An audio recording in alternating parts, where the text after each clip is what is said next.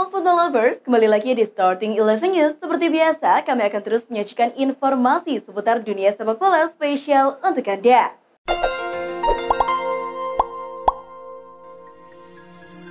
Klub Bundesliga Wolfsburg menunjukkan simbol perdamaian peace di dalam lingkaran lapangan sebelum kick-off pada lanjutan Bundesliga 5 Maret 2022 melawan Union Berlin. Hal itu ditujukan atas rasa kemanusiaan yang terjadi di tengah invasi Rusia ke Ukraina. Bersamaan dengan penghormatan itu, Wolfsburg juga mengenakan simbol perdamaian ikonik peace di baju mereka. Xabi Alonso mulai menunjukkan jejaknya sebagai seorang manajer. Banyak yang menduga ia adalah salah satu calon pelatih papan atas suatu saat nanti. Ia sekarang menunjukkannya di tim B Real Sociedad dengan menelurkan beberapa pemain muda potensial. Salah satunya adalah Martin Zubimendi, gelandang muda yang sudah merangsek masuk ke tim utama Sociedad di La Liga. Manajer Juventus Massimiliano Allegri telah menepis rumor ketertarikannya pada Pogba. Meskipun dia punya hubungan yang dekat dengan sang gelandang, kontrak pemain Prancis itu berakhir musim panas ini dan Juve telah dikaitkan untuk membawa pulang Pogba kembali dengan status bebas transfer. Pogba tidak masuk akal untuk berbicara tentang dia sekarang. Dia adalah pemain Manchester United. Saya tidak tahu apa yang akan dia lakukan musim depan. Virgil van Dijk mencatatkan pertandingan kandangnya yang ke-60 di Premier League tanpa kekalahan bagi Liverpool untuk memecahkan rekor baru di Premier League setelah menang atas West Ham 1-0. Ia melangkahi rekor sebelumnya yang dipegang Lee Sharp yang bermain selama 4 musim bersama MU dari tahun 1992 sampai 1995 tanpa kalah di Old Trafford dengan 59 pertandingan.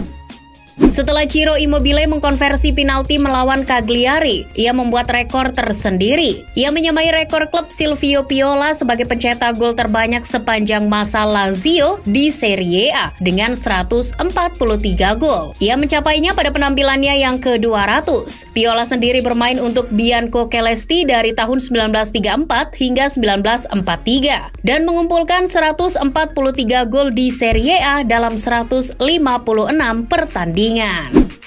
Penandatanganan baru Barcelona atas wonderkid Pablo Torre telah menjadi berita utama di Spanyol baru-baru ini. Menurut laporan, dia lebih memilih Barcelona daripada Real Madrid. Barcelona telah mengkonversi penandatanganan wonderkid itu. Torre sendiri sekarang telah bermain 21 kali untuk Racing Santander musim ini. Ia sudah mencatatkan 6 gol dan 6 assist selama ini.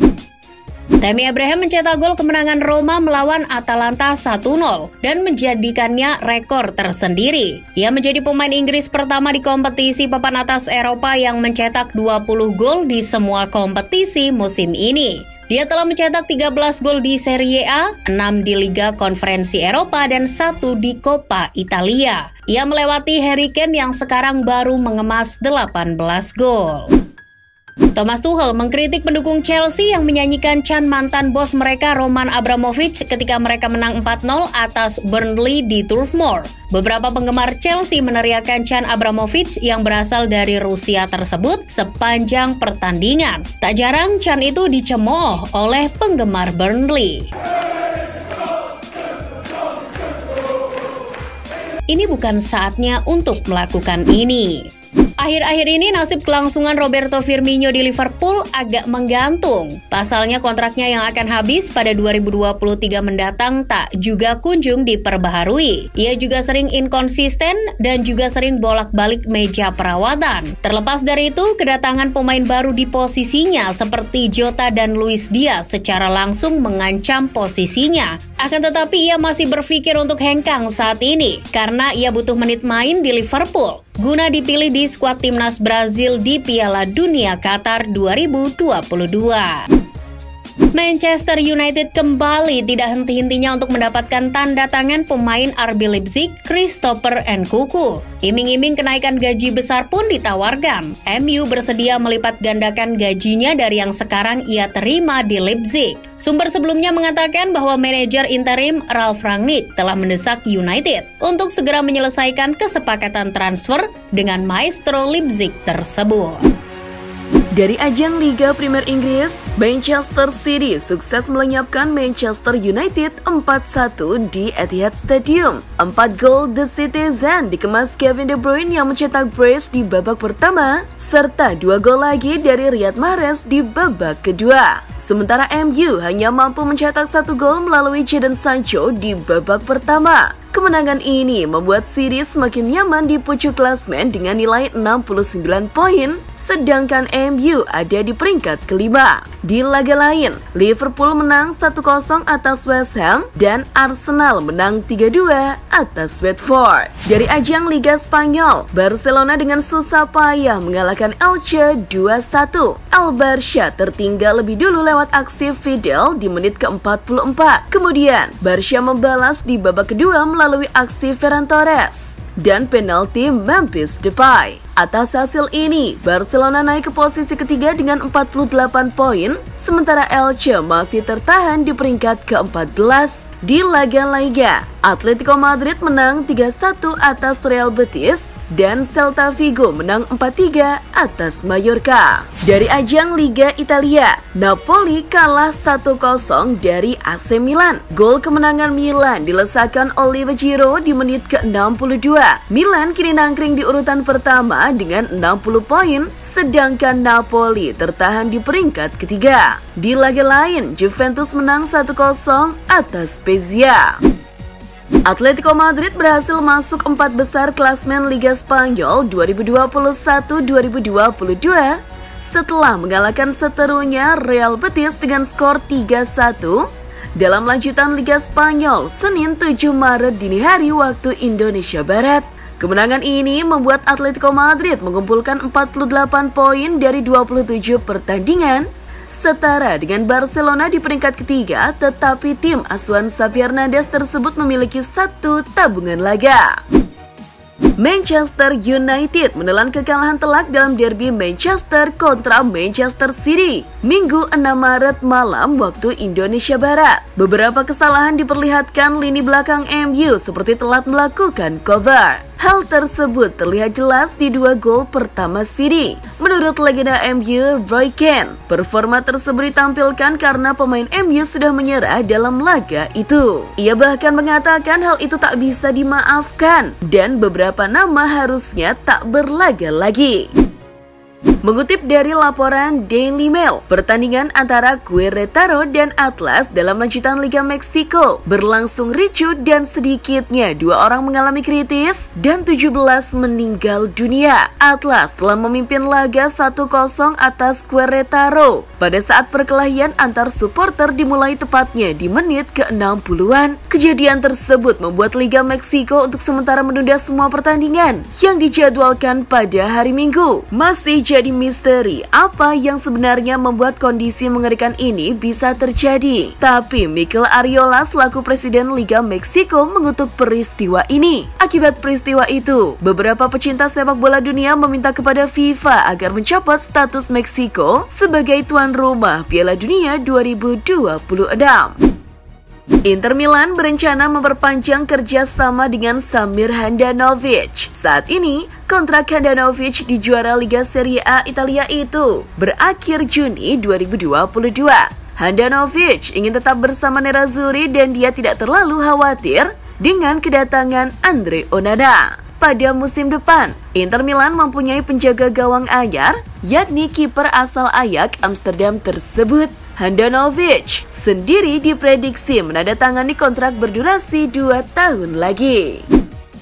Kontrak Paulo Dybala di Juventus tersisa hingga bulan Juni mendatang. Namun, dia sejauh ini belum memperpanjang kontraknya. Hal itu membuat Inter Milan kini tengah memantau situasi Dybala. Agen Dybala, Jorge Antun, kabarnya bakal bertemu dengan Presiden Inter Milan, BP Marotta, membahas kemungkinan transfer. Tetapi Nerazzurri juga harus mempertimbangkan riwayat cedera dari Dybala. Musim ini, ia sudah melewatkan 14 pertandingan karena masalah pada otot dan paha. Dikutip Football Espada, Presiden Barcelona Joan Laporta menegaskan bahwa ia sama sekali belum melakukan pembicaraan apapun dengan striker muda Borussia Dortmund, Erling Haaland. Pernyataan ini sekaligus jadi bantahan bahwa penyerang asal Norwegia itu semakin dekat dengan kemungkinan pindah ke Camp Nou. Pemain 21 tahun itu memang terus dikabarkan menjadi target utama Barcelona pada bursa transfer musim panas nanti.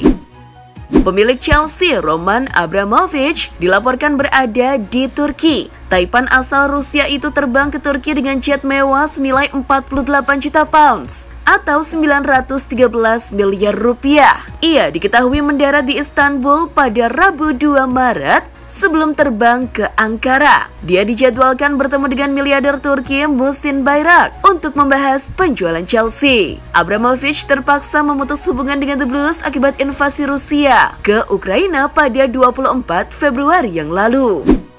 Manajer Juventus Massimiliano Allegri mengkonfirmasi bahwa gelandang Weston McKennie akan melewatkan sisa musim ini karena patah kaki. McKennie mengalami patah tulang metatarsal kedua dan ketiga di kaki kirinya pada menit ke-81 dalam pertandingan babak 16 besar Liga Champions melawan Villarreal pada 22 Februari lalu. McKennie diperkirakan akan absen dalam 2 hingga 3 bulan ke depan karena cedera itu.